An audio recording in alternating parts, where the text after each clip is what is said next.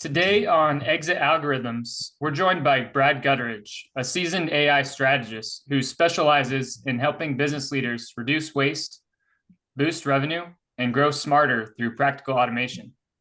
With a diverse background spanning sales, operations, and technology for over 25 years, including hands-on experience in the transportation and freight sectors, Brad brings a unique real-world perspective to the power of AI. Welcome to the podcast, Brad.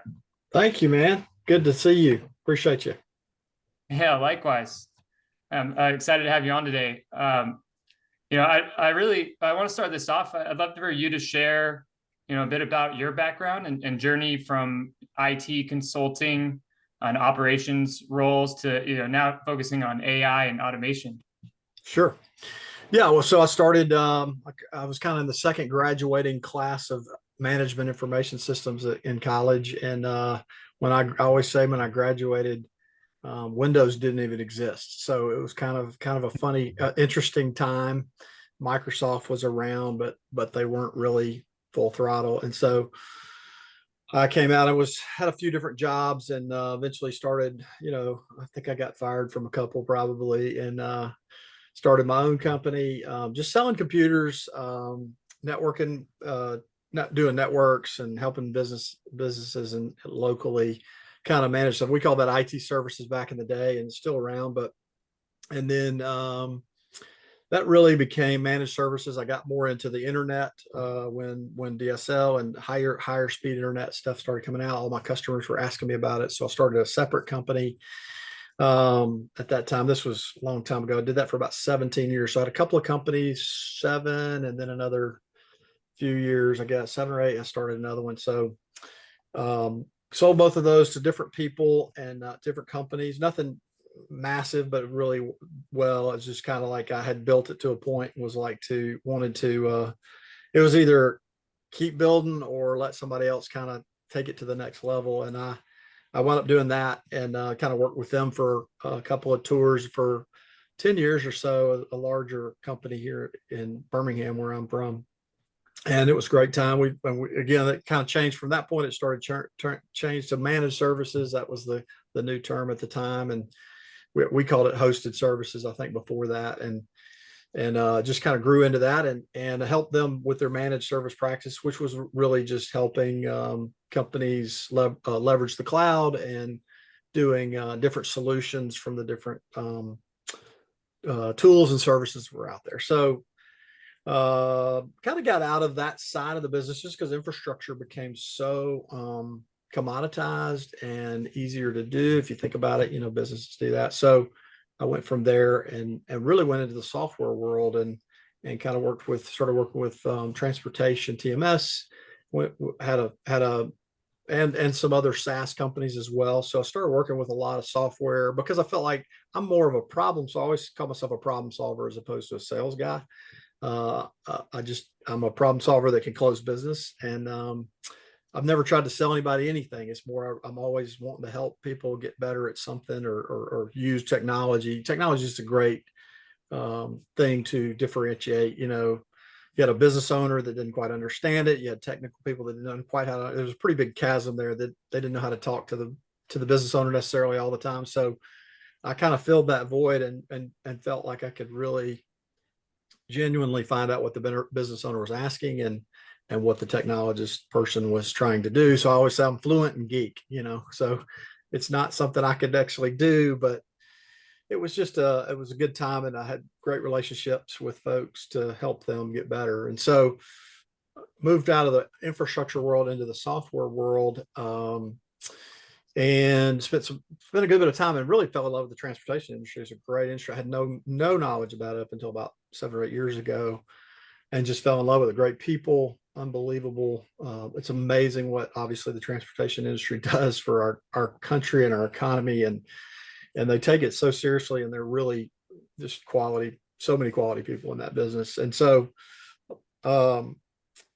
that's kind of my journey. And as AI has come around, I feel late to the game, but really see just what is neat, because I saw the transition. Things like from the on-prem to the cloud, and local software to SaaS and things like that. I've been a part of those professionally, and AI is it's this on steroids. I mean, it's really moving fast, and it is truly a game changer. And what's happening today is really, and what's interesting is it's not as technical as people think. It's not this, you know, I never knew anything about the cloud and that kind of stuff. You don't, and that's the whole kind of the myth I think behind some of the AI stuff, is that people think it's a very technical product. It's really actually your experience in your space is probably your biggest weapon, or whatever, your biggest advantage over other companies. So other people, younger people that don't have the experience, that might be all into AI, they don't have the experience. And so I think, I'm seeing a trend of a good number of seasoned business owners that are were or are kind of nervous about it, and they're starting to see, oh wow, I can really use my experience to help my company become better or something. So it's a neat time. But that's kind of how I've gotten there. And I had some aha moments at some point. It was like, wow, I mean, really take stuff off the plate and move things forward. And I just started diving all in. So Yeah, definitely. Oh, great. Yeah, and you bring such a unique perspective. I think it's really valuable that you owned, multiple businesses. You're able to have that insider perspective and make it easier to implement technology, yeah. especially AI. And I was curious, you mentioned you started, Windows didn't even exist. Yeah. Uh, have you seen other technology, disruptions as significant as AI throughout the years, and since the Well, 1990s? yeah, I would say, obviously, I would say, smartphone technology is incredibly disruptive. I mean, like just where we were. But even though, before that, I make this comment all the time that, in my lifetime, there were people that put numbers into a paper ledger in order to do accounting. And that doesn't obviously exist anymore. And so it's a task that humans really don't need to be doing. And so technology that's what technology does. And don't get me wrong, AI is a technology. I'm not saying it's not technology. It is. But the reality is it's so different that it has the real world experience can really help you advance in that. So, but yeah, I would say, so just all of those things, like from a text-based prompt to Windows type stuff, from networks, local networks, to the cloud, to the internet, then to the cloud. Then you have smartphone technology is a massive thing. I mean, heck, man, I was in business for myself and didn't have cell phones. We didn't have cell phones. When I had my own company, originally they didn't have email, much less cell phones. So the idea of those are very disruptive, so to speak. I don't think they're as disruptive as AI is going to be, but I do think that they're similar. And also on-prem to the cloud was another one I mentioned. But all that stuff is taking advantage of leveraging technology in such a way that it's really getting rid of the stuff that allows us to become more valuable people. So Yeah, it makes a lot of sense. Were there any technology trends, you underestimated, or are other ones that may have been kind of overhyped and were overestimated their impact? interesting. Yeah, great question. Well, the one thing, my biggest regret in life, and I don't live with many regrets, but my biggest regret is I saw Windows for the first time as an IT guy and selling computers. I was working for a company in 1992, I believe it was, maybe 91. But I saw it at a lunch and learn type thing Microsoft presented, and I literally left there. I'd gone with my college roommate. We were both out of college, but we were both into kind of tech stuff in college. And I looked back at him. I said, "That's the future, dude. Like what that girl just showed." And that was Microsoft. And I just went back to the office and said, "Do we have Windows?" And I started selling Windows. But I look back years later and the stock was like 23 bucks a share, and I'm like, if I'd have just had $1,000, I could have, I'd be on an island somewhere. But anyway, so that's my biggest miss. But I did get into it, started selling it, but not near as good as the stock would have been. The other one is, but I would say, and I was around for the .bomb era, which you may not know about. I don't know how old you are, but .com went crazy when the internet really hit and everybody was doing .coms. There was just this massive bubble of overinflated everything, it was going to change the world. And I kept going, what do they got? They don't make any money. I mean, it's like, what is this? How are they going to how are they going to do this? And so it obviously crashed. I mean, that was certainly an overhyped one. But yeah, and I think there's a lot of people that thought all these technologies, I heard them all were, oh, the cloud, and I go back to no one in business buys cool. They don't buy cool. I don't like, oh, the cloud, it's cool. It's like everybody talks about the cool features of a software program. Or whenever I was in a meeting with a guy demoing, he'd say, oh, and another cool thing. And I'm like, do not talk about cool. It's just nobody cares about cool in the real world. They care about production and make it, productivity and can it work. And so those things will take time at times, but the level of productivity you can get from AI kind of stuff is so immediate and great. It's unlike anything I've ever seen. You can kind of, in software, you kind of tell people, we can put this software in and we're going to save you a lot of time. And I believe that to be true. I always did. And that's what it should be for. But it's a huge undertaking. It's a huge learning curve often. It's your people have to buy into that and really, really utilize the tool to really benefit those savings. And it's a wait and see thing. It's like, we're really got to invest a whole lot, not only just money into getting the stuff, but time, effort, energy. And that may or may not really do it. Well, AI, you can do things almost immediately. I'm sure you've seen, like, things that took people 2 hours to do are done. And people that they do this every month and it takes them 6 hours a month over 2 or 3 weeks every month. It's practically eliminated. And they're like, that saves me half a day or a day. I mean, they can see it almost immediately. So that's, to me, the real difference in the change, how quickly someone can see the real ROI. Yeah, fascinating. Makes a lot of sense. Yeah. I'm curious, shifting a little bit more to the transportation side of things, what you did the last several years, been deeply entrenched. I was curious, how has AI specifically transformed that industry, through TMSs or what other technologies are being applied to? Yeah.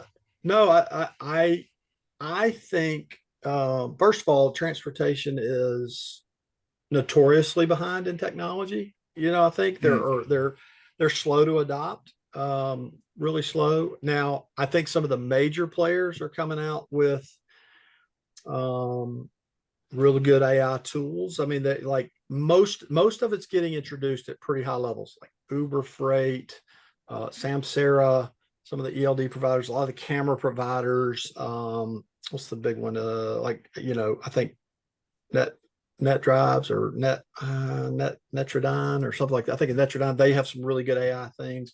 Samsara's doing a lot of good stuff. Uber Freight on kind of calculating stuff. A lot of the big boys are introducing AI elements, and some of the TMSs are trying to get some of that in there as well. It's more of feature stuff. It's like, hey, I'm getting this to read something, or I'm getting it to help kind of ID who you should put on the load, those kind of things. So at a big vendor scale, I think that's starting to come in. And I was at TIA this year. You and I met there. You probably saw, like I did, there were probably 20 or 30 new, right? Like AI companies that were AI, that was some app, something. And so I don't know if they're good or not. I know that some guys get in there and they think it's cool and they build it and they buy a booth and they don't have any, nobody buys it. So it's got to really work. I feel sorry for them if they're trying to get in the transportation space like with something like that, but that's gonna be a tough road. But anyway, it's just I think I've seen it in that level. I think and then the big guys, I think some of the bigger carriers are absolutely looking at it in lots of different ways. I don't really know firsthand how much they're incorporating it, but I know they're very aware of it. They've got a ton of data to work with. Obviously, I think they're working with folks that are going to implement it company wide. That's a national problem, whether it's in transportation, it's any industry right now. It's like people are kind of asking that question, like, what do we do? I mean, we got a policy, we got, do we make people pay for it themselves? Do we buy it? Do we, and it's so much more than just a large language model like chat GPT or Gemini or any of that stuff. So, Perplexity. Yeah. Right. There's all kinds of, those are just tools, and those are pieces, important pieces, but it's more than that. So how do we, how much of that's public? Can we do that? How much, there's just a lot of questions around it. And the bigger you are, the more you typically have to adhere to certain things. I mean, there's a lot of people that are struggling with, I could do this in AI, but my company won't let me. And so, or we can't have a company thing, or they have to do it personally or something like that kind of stuff. So it's kind of weird, but it's interesting for sure. Yeah, no, it makes sense. You mentioned the transportation industry is a bit behind with implementation. Why do you think that is? Or like, what are some of the biggest challenges they face when implementing new technology? First of all, it's a complex business. I mean, it is. I mean, look, I love these people. They're crazy though. If you think about it, like I would never, I mean, not really. Please take that in the most affectionate way. If any transportation owners listening, I have tremendous respect. I could never do it. It's just so complex. And it feels like you're on a razor's edge every day of your life. Now, again, guys are wired for that and they do an amazing job, but it's a complex business. So it's not something that's easy to slow down and do things and change. And then there's another thing. Change in any industry is hard, and any business is really hard. And when you're talking about it, there are certain changes you can make that aren't that hard. But if you're talking about technology, oftentimes it's a massive undertaking. It's either your infrastructure, all your infrastructure, or it's your software or your business tool that really runs your entire business. And I always used, when I was selling software, it's like moving your trucking company across town or to another city to change your TMS. It's like, that's not simple. It's not like you just show up, like you got to go build it out. You got people that don't want to go there. You got all kinds of the same things. So that's one reason I think it's a complex business that's tough. It's also a fairly small industry comparatively. Like if you look at lawyers, I've had some legal SaaS experience, and like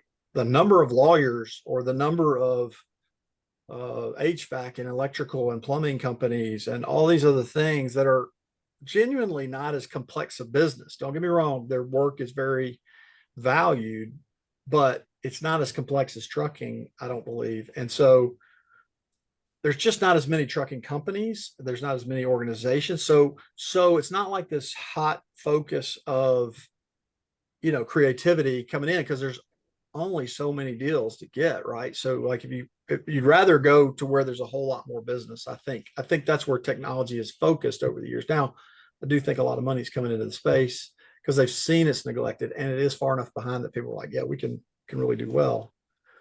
They take that right approach. But yeah, so it's definitely that's one thing. And plus it's a very blue collar, salt of the earth type group that just believes in hard work, and they believe in, all these things. They've kind of, that's a lot of family business, a lot of generational businesses in in that space, more so, I think, than others.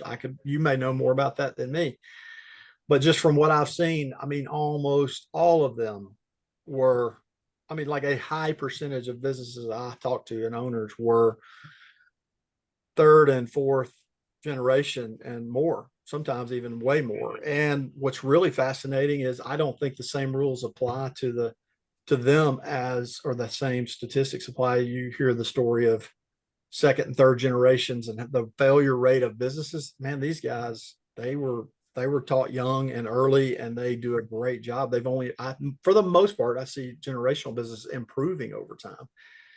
And I think that's been a help because I think the younger, as the younger generations have come in over the years, they've brought technology in there and getting the ability to get better and to improve with the times that have changed. So Definitely. Yeah. Do you think that it impacts the business, if it's more of a customer service oriented type of industry like transportation?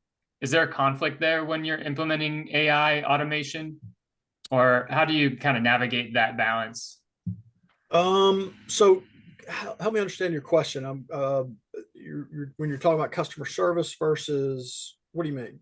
Kind of Yeah, say that again. so rather than replace someone Oh, completely, but with gotcha. an AI role, a dispatcher, for Absolutely. example.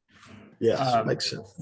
I got you. Yeah. yeah, Well, we never want to talk about replacing jobs, right? So right. yeah, and what I would say is that's exactly why you want to embrace it, because um, first of all, I love to have come up with this line, but and I may tweak it myself. I may have tweaked it myself a little bit, but and I don't have the name of the guy that gave it, but you can use AI to replace you. You can do that, or can enhance you, and is what. And so the reality is, it's just like any other technology. It's in the sense that, again, go back to the ledger. There were people that did accounting and books, writing with a pen, right, or a pencil or whatever, years ago. Well, those jobs don't exist anymore, and they shouldn't, because what the value of that tax person is he understands the tax law, and he understands how to work that, right. And so the value of a transportation leader or person might be that they're great with customer service. Well, okay, great. Let's let them talk to customers. Let's take out the mundane paperwork, redundant stuff that's bogging part of their day down. That's what's great about AI from a practical standpoint. And if owners can see that, you can automate a tiny part of your business that could make a huge impact. You don't have to do a whole massive implementation of AI, or you could just automate one thing that is really cumbersome, and or that is taking a lot of time out of your day or your people's day. I mean, there's so many applications of, hey, if you got dispatchers that are really great with drivers, you got dispatchers that are great with customers, you got dispatchers but they're entering orders, and they're doing all this stuff Mm.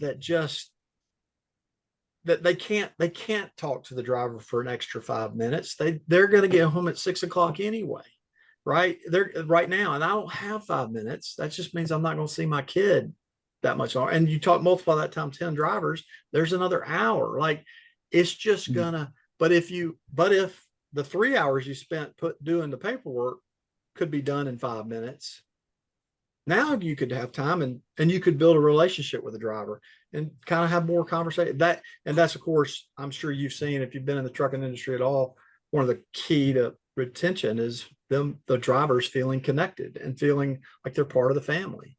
And so that's just one application. There's just one way to help. I mean, and there's just, because there's so much stuff in a trucking business that has to get done, and some of that is just not what we were wired to do. It was like, we shouldn't be doing that.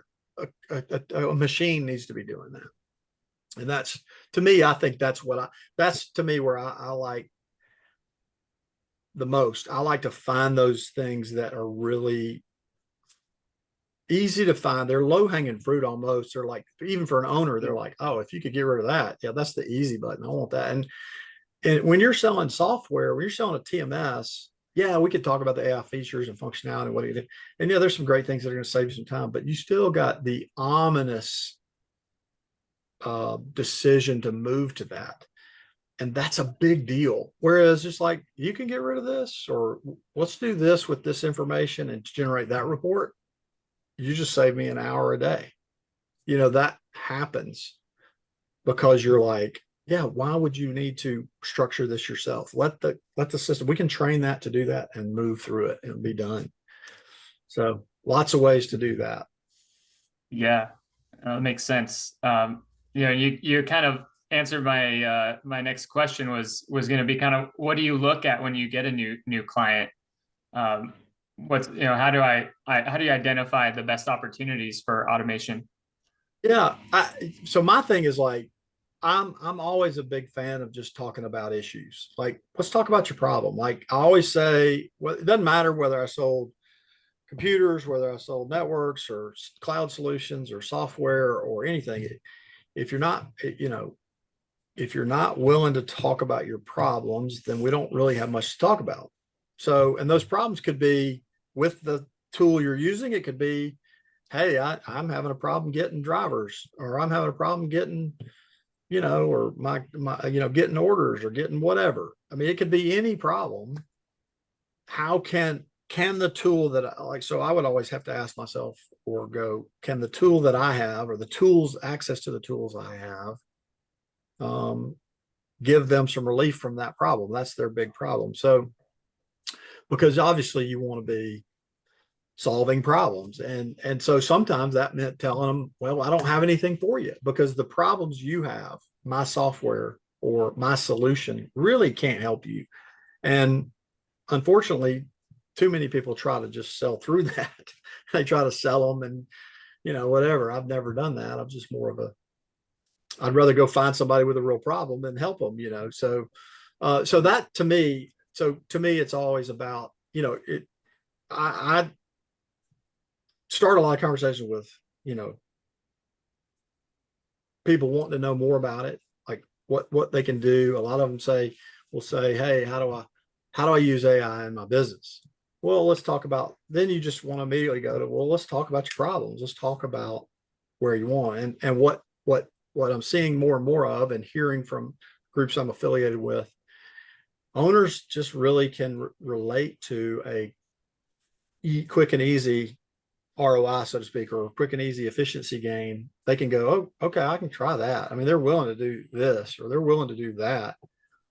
And then it just kind of builds from there, where you're like, okay, well, if we can solve this now, and how process goes, like you're working through a process and you hit this roadblock, right, or this slow point. Once you clear that, all that does is clear the next roadblock, clear you to really see the next roadblock, because you couldn't see it until you get through that. When you go through a process like that, so many times you get that fixed, and the very next thing is like, oh, well, that's really slow now because this is coming through right away. Now I got another gap, so let's fix that, or let's kind of work through. So you just kind of work through it progressively, or it could be another department or group, and it's also how you get company buy-in. So there's a lot of hesitation too. Either you got to have corporate buy-in, but or leadership buy-in, but company-wide people don't like change. I don't want to change my job. I don't want to. Well, when you show them how easy it is, they're like, oh, we can. Okay, yeah. I can remember I was doing. I mean, probably my biggest aha moment was we had to fill out some sales strategy thing that I just didn't love. But anyway, it was like, it was this. I won't criticize what it is, but it's not bad. It seemed unnecessary. It's just paper. It was just worthless to me. Yeah. But it was like, how, once you could take meeting notes and enter those in, and then just say, hey, write me the different categories of that sales methodology, and it would just lay it out, and then I could just put that in there. Like I could just cut and paste it. It looked great. It was perfect. It was like, yes, that's the decision maker. This is where we need to go. This is the next step.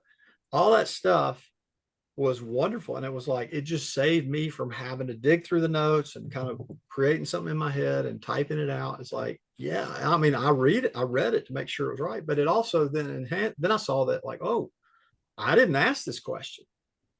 I need to ask that. I need to know this. Like, I didn't even ask that question. You need to find this out and this out. It could help that. So same thing with any department. It could be, whether it's an automation or whether it's just getting fluff off the plate or whatever. It's really got some amazing benefits. So Yeah, awesome. Yeah, that's a great use case as well. Um, yeah, I know there's a lot of hype around AI. sure. It's kind of a buzzword used for marketing at this point. So Sure. many tools available now as well. Yeah. How would you recommend people identify a tool that actually delivers a return on investment? Yeah. So first of all, just I would say you got to be just open minded. First of all, and you got to be a little bit patient. And don't be you can't just be so I tried it, it doesn't work. If somebody says they tried AI and it doesn't work, it's kind of funny. It's like, really?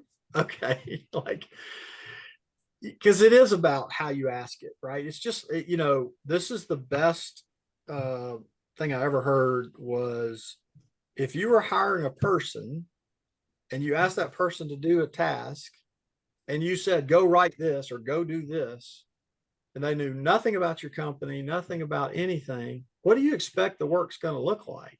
You're going to probably not be pleased with that hire if you expected really good work. Here's the same thing. It's like if you just say, hey, write me a blog post on trucking. Wow. I mean, that's like you're asking somebody that has access to a ton of knowledge, but where could they go with that? Oh my gosh. It's just, and what's in your head is probably not there. So number one is just kind of think through that idea of like, first of all, it's think of it like a person, like, and how would you do it with a person? And then try to do that. There are free tools that are worth trying that you could get enough stuff out that you could kind of get a feel for and go, that's good. I mean, there's plenty of free tools, whether it's ChatGPT, Claude, the million others that those are probably the two top ones, I think. But I think ChatGPT is probably the adoption rate is absurd. I don't know if you've heard of the numbers. Oh my gosh, how many? It'll be the most visited website in I don't know how soon, pretty soon. Like, and it just came out really a few years ago. But I mean, so, Incredible. but that's a good one. It's got a lot of stuff. And again, it's like don't just play with it and try to get one thing um that's frustrating or that's like takes a little time and like how could I do that? The thing I like I'm glad you brought up the tools because there are a million tools, right? And that's where I go back to my original days of IT services. That's kind of what I'm doing is business owners back in that time all needed to get on computers or they had computers and they needed them to work, they needed them to talk, they needed to have applications put on them, whatever it was. There's all these different things. Well, those guys were in the construction business or the accounting business or the trucking business or whatever it was. They don't know how to do that. So I think that's where I see a lot of of the automation side of what we can do, which is build automations for them. So yes, you can take stuff in ChatGPT and it can really pump it out like you need it. But then if you want that to do something, there are a lot of tools to do that. I mean, there's a lot of ways, and it's not rocket science. It's not hard. But putting all that together, making it work, checking it, having it work, that's where I think some opportunity is to build some things for people that, and again, I'm not I don't have the idea of like, maybe maybe I'll see something someday, but a lot of people are trying to do that on a mass scale. They're trying to build an AI company and sell it to the trucking industry. I'm just not, that's not my thing that I can tell. Now, if I see something, I might go, hey, here it is and whatever. But I can see where, and that's some of my projects I'm working on is just, they have a specific need it's going to save them a good bit of time, and we can automate it for them to where they don't have to do the same process and they can focus on what they need to do. So, but yeah, I think just open-mindedness, starting, not being so, um, don't, I mean, it's not that I'm saying don't fight it, because I think a lot of people, but that's kind of that's not the right word to say, but like there's so many people are resistant, right? They're like change. They're like, oh, this is, if you have the attitude of I'm just going to outwork it, you're going to get crushed. You really are. I mean, you cannot do that. It will not work. That'd be like saying I can write faster than a spreadsheet can calculate.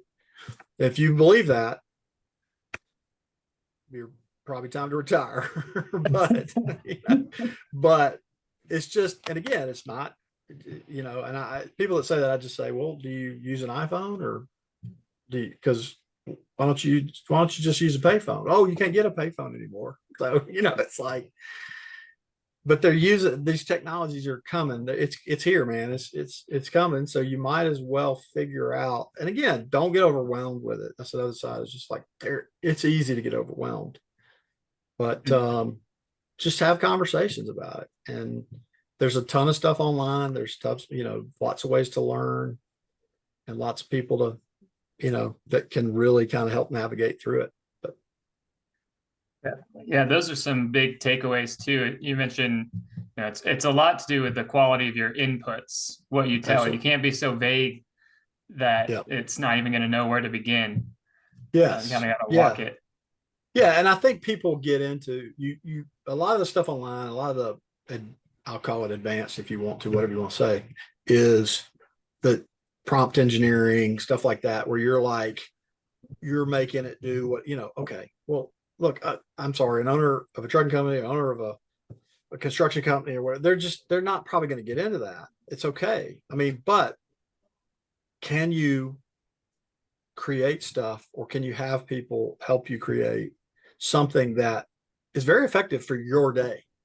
That's very possible. And it's not that expensive. I mean, the tools themselves are very cheap. Seems like everything's $20 a month, like everything. Like if you pay for it, like all of them have this $20 a month price tag. It seems like, I don't know if you've seen that. I don't know how many tools you use, but like everywhere you go, it's like, this is $20 a month. Yep. The new, Yeah, they add you on a subscription. Yeah. yeah, yeah. And that's what, obviously they're after. And again, it's something that, okay, try it, spend money on it. I mean, it's $20, try it. If it doesn't do what you're wanting it to do. But again, I would say don't overcomplicate it. Start with a large language model like ChatGPT, and get some traction from it. Get just something that would help you. It doesn't have to.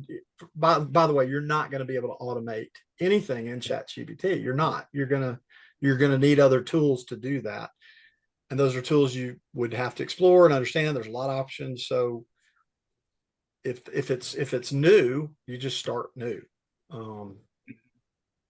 There's a lot of good stuff that just, hey, this is what I want. That's for new stuff. There's a lot of stuff for new people, and that's some of the stuff we can do too. Is we can do like training, or we can do workshops. You can do point you to online stuff. We can, all that's good stuff too. There's kind of a couple of different avenues for me. It's like education, would involve workshops and all this other stuff. Then there's consulting, which would be like looking out, like finding stuff for you, doing some things. And then there's automation, which would be kind of a building services for you, that kind of thing. Those are the three kind of ways we would do business. So Got it. Yeah, no, it's great. Great to know for listeners as well. And that's another takeaway too, is just implementing slowly, an iterative process, trial and error. right. Yep. Yeah, great. As we wrap up the podcast here shortly, I'd love to get your take, looking ahead in the next 5 to 10 years, what do you see happening in business, or even in transportation and freight? Well, yeah, Yeah. really. So first of all, I'd say I think 5 to 10 is a very long time in AI. I mean, I know that's kind of the normal business planning. I think you better be thinking 3 to 5, if not 18 months to 3. I mean, it's really just because, and again, I've been in technology. I've seen everything from DOS to AI. So like it literally, and I've not left technology ever. So I've seen all the trends coming and nothing has moved this fast. Now, that's not to scare anybody or whatever, but I can tell you that if there are going to be things happening that you just cannot compete with because AI. Again, you go back to the ledger of accounting. If somebody is still an accountant doing what they're going to get crushed. They cannot do the work that they need to do to stay in business, if that makes sense. So they could probably do it for one person, maybe, but they wouldn't make enough money on that to be in business. So um, there's just a lot needs to happen. If you're thinking that we've done it this way for 30 years, it's it's it's going to be tough. I mean, there's just going to be, again, there are things that AI is never going to do, but I just think and I don't really know, Pete, is probably the best answer because who knew?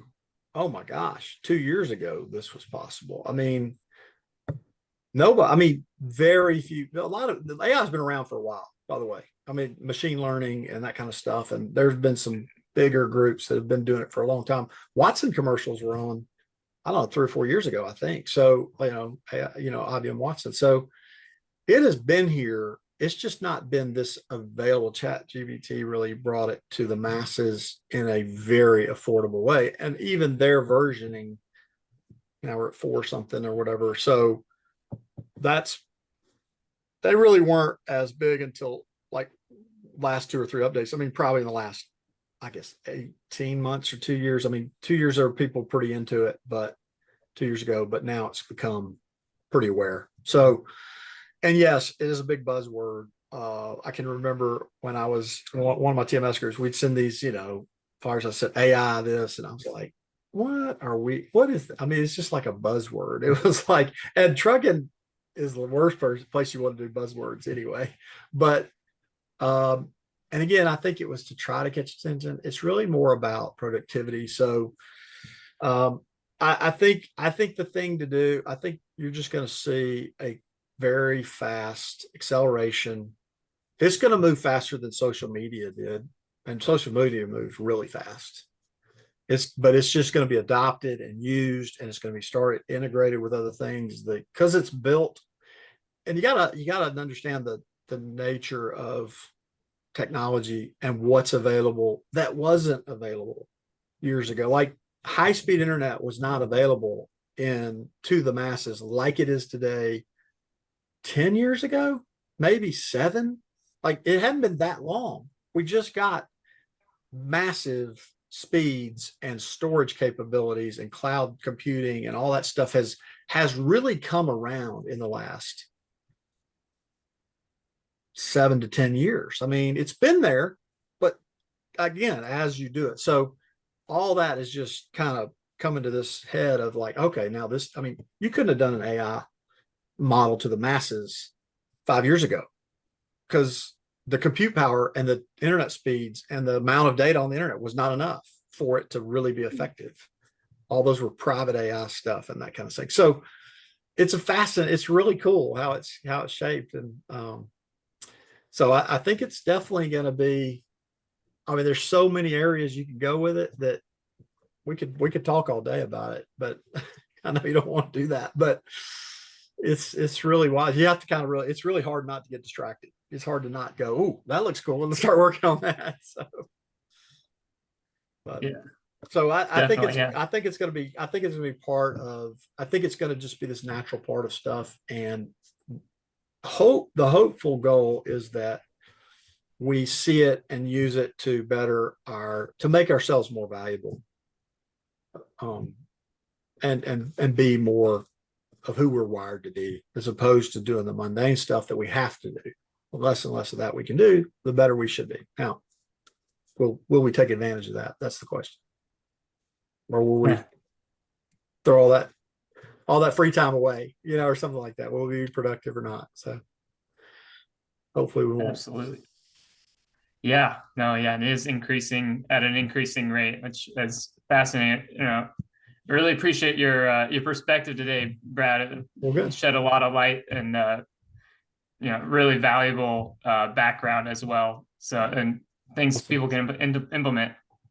Sounds great, man. I appreciate you having me on, and I love to talk about it. So if anybody wants to get me, they can get me on LinkedIn. It's probably the best way. I'm very few Gutteridges out there, so I'll send you my link to LinkedIn, and that's probably the best way to get me. Just message me through there. I love to connect with anybody who wants to. Like I said, I love to talk about it. I always say there's no charge to talk about it. So Awesome. Sounds good. Yeah, I'll definitely put it in the show notes as well. okay, You sounds good, find it Pete. easily. All Thanks, right. buddy. Thank you, Brad.